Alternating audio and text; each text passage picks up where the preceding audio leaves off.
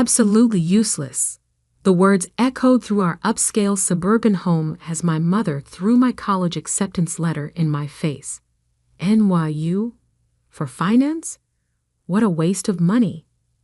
I stood in our pristine kitchen, watching the letter flutter to the marble floor, my dreams of studying finance scattered like confetti at my feet.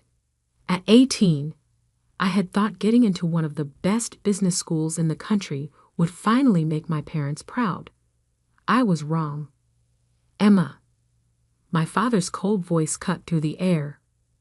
We've discussed this. You're going to work at the restaurant like your sister Catherine. College is an unnecessary expense for someone like you. Someone like me. Those words had defined my entire existence in the Morrison family. Catherine, my older sister, was the golden child, the one who had dutifully followed our parents' path into the family's chain of high-end restaurants. And me. I was the dreamer who dared to want something different.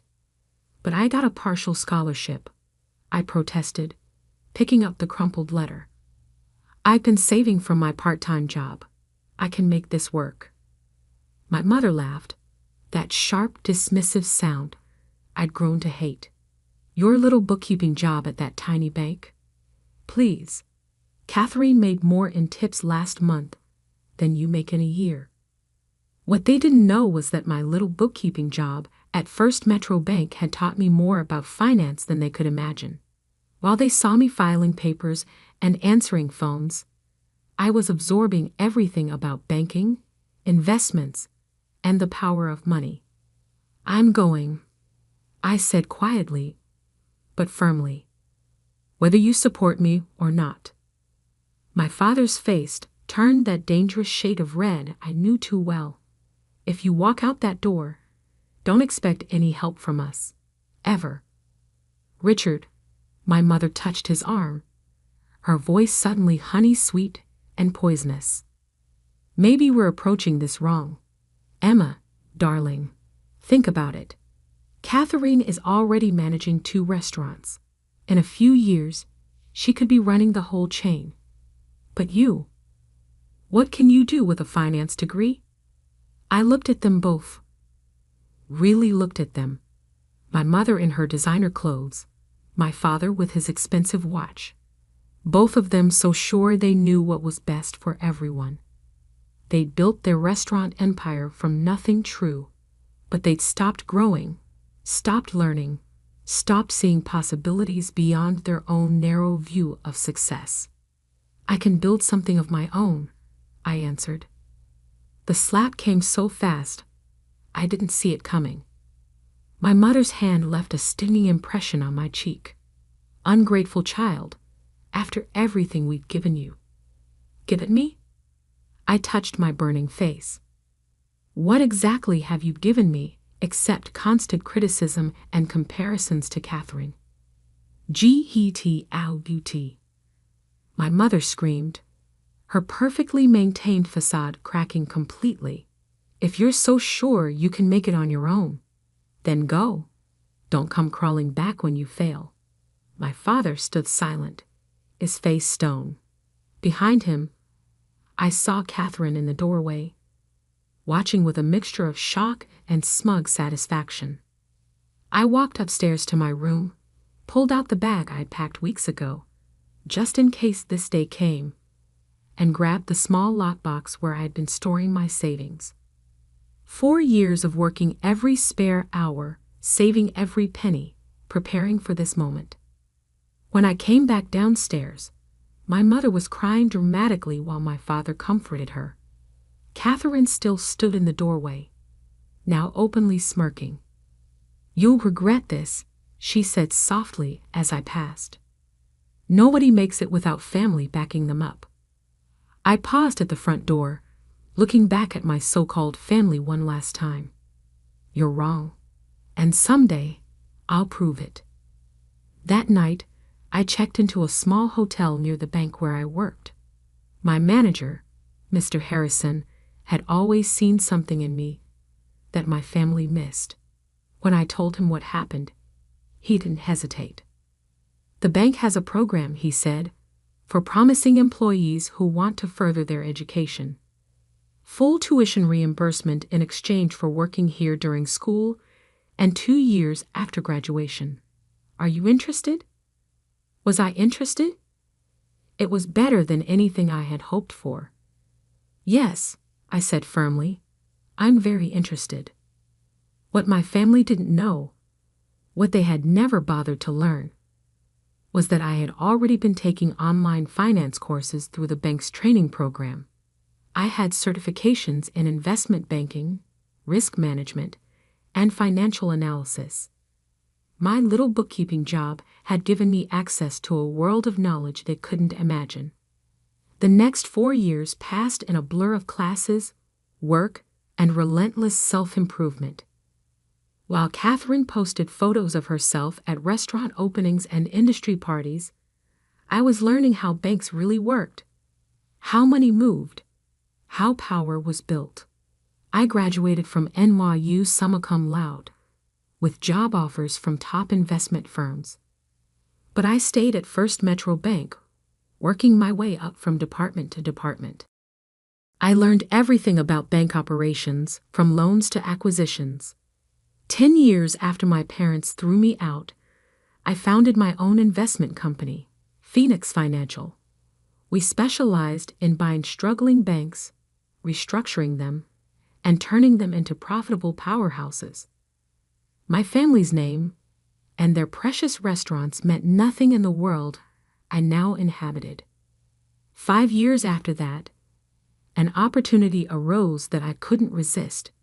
First Commonwealth Bank, my parents' primary lender, was struggling. Their stock was down, their leadership was weak, and they were ripe for takeover. I sat in my corner office, looking at the acquisition proposal on my desk. My parents had no idea that their loyal family bank was about to become mine. They had no idea that their daughter, the one they'd thrown away as useless, now controlled billions in assets. They would find out soon enough. According to the reports, the Morrison Restaurant Group had several large loans coming due. Loans they were struggling to pay thanks to Catherine's mismanagement and their own refusal to modernize. Soon, they would come begging for extensions, for better terms, for mercy from a bank they thought they knew. Instead, they would find me. I picked up the phone and dialed my chief operating officer. Janet, execute Project Homecoming. It's time to buy First Commonwealth Bank. The wheel had turned full circle. The useless daughter they'd thrown away was about to become their bank's owner. And unlike them, I understood exactly how to use that power. I opened my desk drawer and pulled out that crumpled NYU acceptance letter, the one I'd retrieved from the floor 15 years ago. I'd kept it as a reminder of where I started. Now it would serve as a reminder of how far I'd come. And my family? They were about to learn that sometimes the people you dismiss as useless turn out to be the most powerful of all. The takeover of First Commonwealth Bank went exactly as planned. The press announcement hit the morning news. Phoenix Financial acquires First Commonwealth in $2.8 billion deal. My parents wouldn't understand the significance yet. They never read the financial news. But they would soon enough. I sat in my new office at First Commonwealth's headquarters, reviewing their loan portfolio. The Morrison Restaurant Group's files lay open on my desk. 6 restaurants struggling with debt, outdated business models, and declining profits. My sister Catherine's signature was on most of the recent documents, each one showing increasingly desperate attempts to secure more funding. Ms. Williams? My assistant's voice came through the intercom. Catherine Morrison is here for her 2 p.m. meeting about the loan extensions.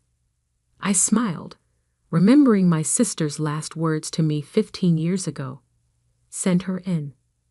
Catherine strutted in, designer heels clicking on the marble floor. She hadn't changed much, still perfectly groomed, still radiating that air of entitled confidence. She stopped short when she saw me, her perfectly maintained facade cracking. "Emma?" she whispered, then quickly recovered. "What are you doing here?" "Hello, Catherine." I gestured to the chair across from my desk. "Please, sit down. We have a lot to discuss." If this is some kind of joke, she remained standing, clutching her expensive handbag like a shield. "No joke." I opened the Morrison Group's file. "I see you're here to discuss extending the loans on restaurants 3 through 6. They're significantly underwater, aren't they?" The color drained from her face. You work here?" "Actually," I smiled, "I own the bank. Phoenix Financial completed the acquisition this morning. Didn't you read the news?" She sank into the chair, her legs seemingly giving out. "That's impossible. You're nothing. You ran away." "I didn't run away, Catherine. I built something. Something much bigger than a chain of overpriced restaurants." I pulled out the latest financial reports. "Speaking of which, let's discuss these numbers. They're quite concerning." "These meetings are supposed to be with Mr. Anderson," she protested weakly. "Mr. Anderson retired this morning. All major loan decisions now go through me." I studied my sister's face as the reality of her situation sank in. "You're 3 months behind on payments for 4 locations. Your revenue is down 40% year over year. And," I pulled out another document, "you've been hiding losses from our loan officers." "That's fraud, Catherine." She straightened in her chair, trying to summon her old arrogance. "You wouldn't dare call in our loans. We're family." "Family?" I laughed softly. "Isn't that what you said the night I left? Nobody makes it without family backing them up." "Well, I did make it. And now your family's financial future depends on my decisions." "I'll tell Mom and Dad," she threatened. "They won't stand for this." "Please do." I handed her a business card. "In fact, I'd like all of you to come to a meeting tomorrow at 9 a.m. We need to discuss the future of the Morrison Restaurant Group." Catherine stood up, shaking with rage. "You planned this. All these years, you were just waiting for revenge." "No, Catherine. I built an empire while you were coasting on our parents' success. The fact that I now control your loans? That's just poetic justice." After she stormed out, I called my assistant. "Janet, when my parents arrive tomorrow, have security bring them directly to the boardroom. I think it's time for a proper family reunion." That evening, my phone exploded with messages. Catherine had clearly run straight to our parents. "Mom, how dare you? After everything we did for you." "Dad, this is unacceptable. We'll take our business elsewhere." "Catherine, you'll regret this. Nobody treats us this way." I didn't respond to any of them. Instead, I reviewed the restructuring plan I'd prepared for their restaurants. They had 2 choices: accept my terms and save their business, or refuse and lose everything. The next morning, I dressed carefully in a Tom Ford suit that cost more than 3 months of Catherine's salary. The boardroom windows offer a sweeping view of the city, my city now, in many ways. At exactly 9 a.m., the doors opened. My parents walked in, followed by Catherine. They stopped short when they saw me standing at the head of the table. "Good morning," I said calmly. "Please, sit down." "Emma?" My father's voice shook with barely controlled rage. "What is the meaning of this?" "This," I gestured to the documents laid out before each place, "is a meeting to discuss the future of your company. Your very troubled company." "We'll take our business to another bank," my mother snapped. "With your credit history? Your fraudulent reporting?" I picked up a file. "No bank in the city will touch you. especially after I filed these discrepancy reports with the regulatory board. Catherine went pale. She knew exactly what those reports contained. Every fake number, every hidden loss, every lie she told to keep the loans flowing. "You wouldn't," she whispered. "Try me." I sat down, opened the main proposal. "However, I'm prepared to offer you a deal. One that will save your restaurants and your reputation." My father's face had turned that dangerous shade of red again. "You think you can blackmail us? Your own family?" "Blackmail?" I raised an eyebrow. "No, I'm offering you a business solution. The same kind I've offered to dozens of other failing companies. The fact that you're my family doesn't change the numbers." I pushed copies of the proposal across the table. Phoenix Financial will assume control of 51% of the Morrison Restaurant Group. We'll inject new capital, modernize your operations, and restructure your debt. In return, you'll step down from day-to-day management. Step down. My mother's voice rose to a shriek. "This is our company." "Not anymore," I replied calmly. "Right now. It's a failing company drowning in debt. I'm offering you a chance to save what's left." Catherine was frantically flipping through the proposal. This would make you our boss." "Yes," I agreed. "Ironic, isn't it? The useless daughter you kicked out now controls your financial future." My father stood up so quickly his chair fell backward. "You ungrateful little." "Careful," I cut him off. "Remember where you are. Remember who owns this building, this bank, and soon, your restaurants." He froze, finally seeing me clearly.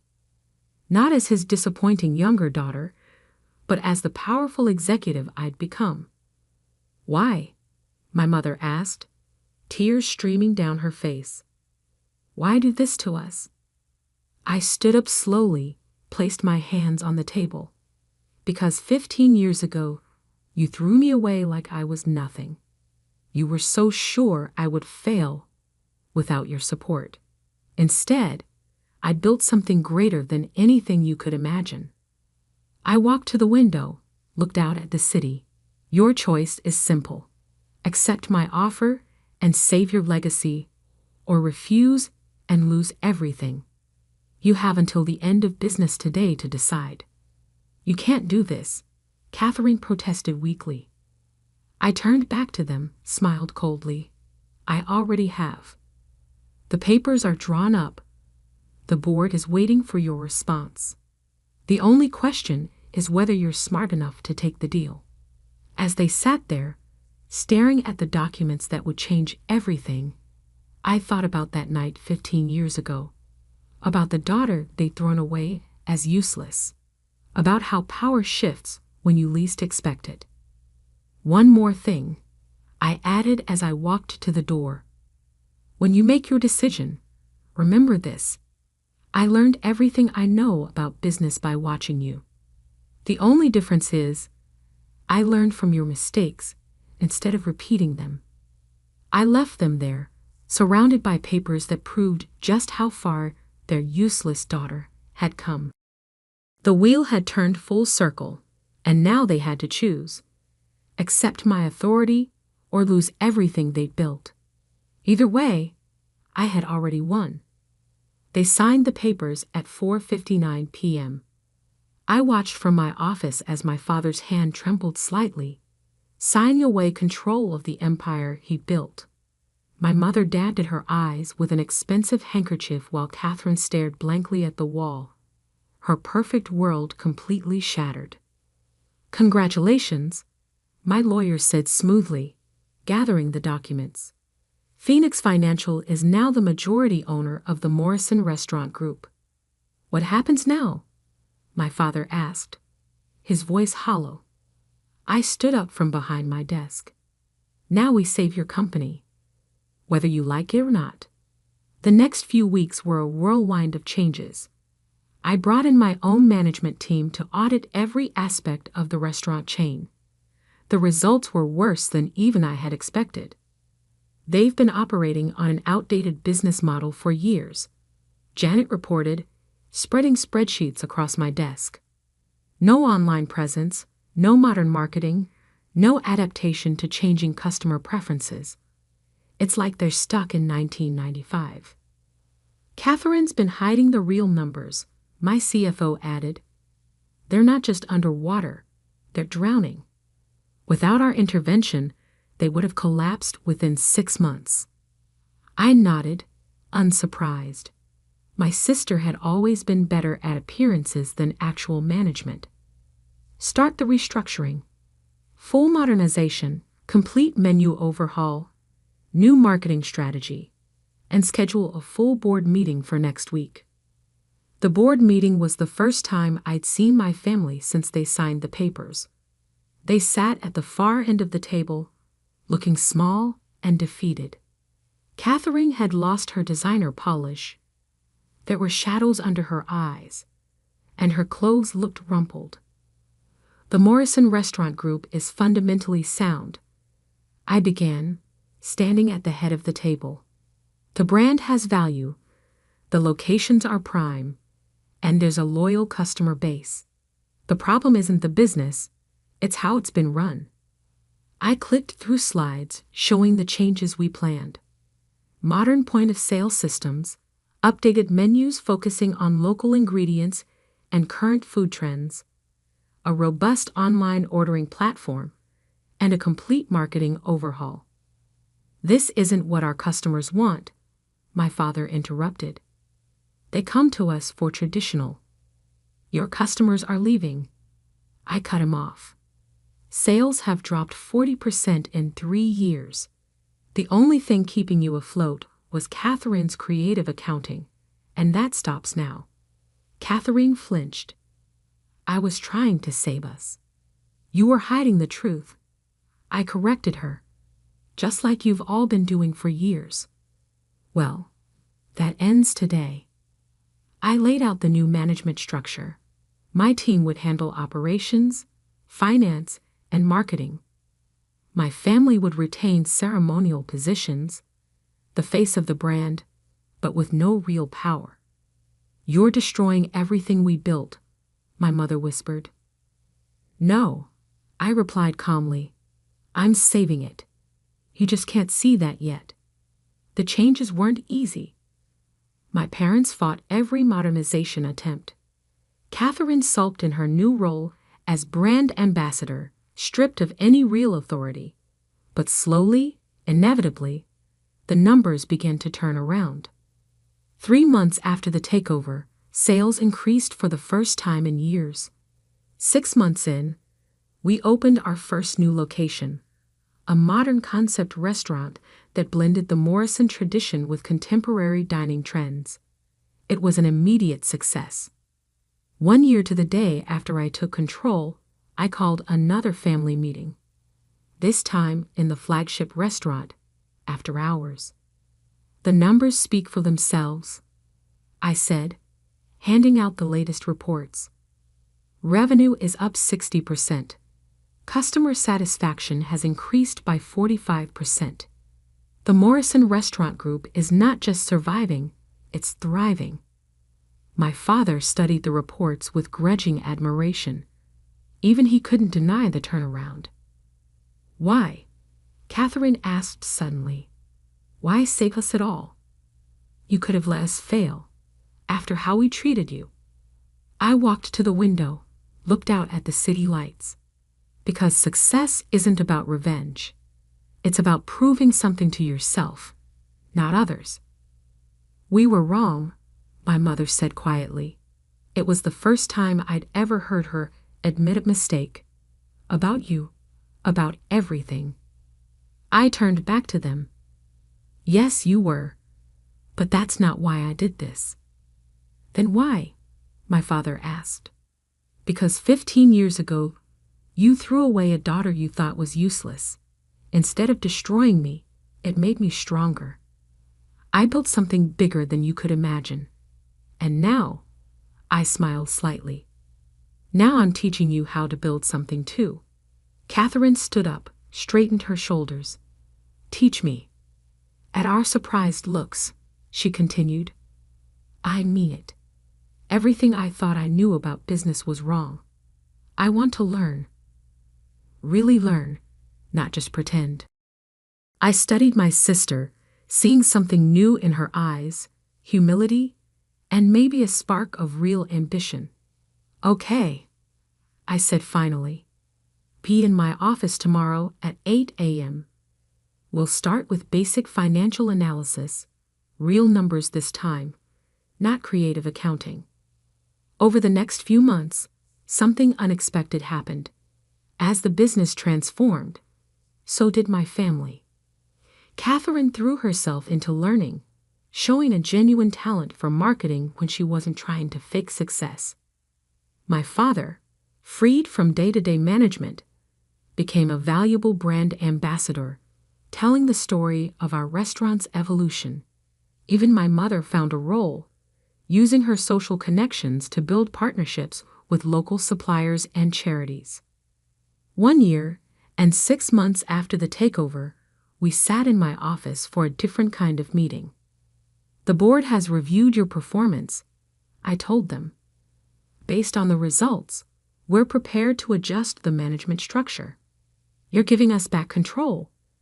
My father asked hopefully. No, I smiled. But I am offering you real positions in the company, based on merit, not family ties. Catherine, you've shown remarkable growth in marketing. Dad, your community outreach program has been incredibly successful. Mom, your supplier relations program has cut our costs by 15%. I handed them each a folder. These are your new contracts. Real positions, real responsibilities, real accountability. Your choice if you want to accept them. They opened the folders silently. Catherine's eyes widened at her new title, Vice President of Brand Development. Why now? She asked. Because you've earned it, I replied simply. Not because you're family, but because you've proven you can add value to this company. That's something I had to learn the hard way. My father looked up from his contract. We were so wrong about you, about everything. Yes, I agreed. But being wrong isn't the end. It's what you learn from it that matters. I stood up, walked to my window, the same window where I'd stood the day I took control of their company. 15 years ago, you kicked out a daughter you thought was useless. Today, that daughter is offering you a chance to be part of something bigger than yourselves. The question is, are you ready to learn? They signed the contracts without hesitation. Not out of desperation this time, but with a new understanding of what it means to earn success. The useless daughter they'd thrown away had become not just their savior, but their teacher. And maybe that was the greatest revenge of all. Not destroying them, but showing them a better way to build something lasting. The family that had once cast me out now looked to me for leadership. The sister who had mocked my ambitions now learned at my side. The parents who had dismissed my dreams now saw them become reality. Sometimes success isn't about proving others wrong. Sometimes it's about being strong enough to show them how to be right.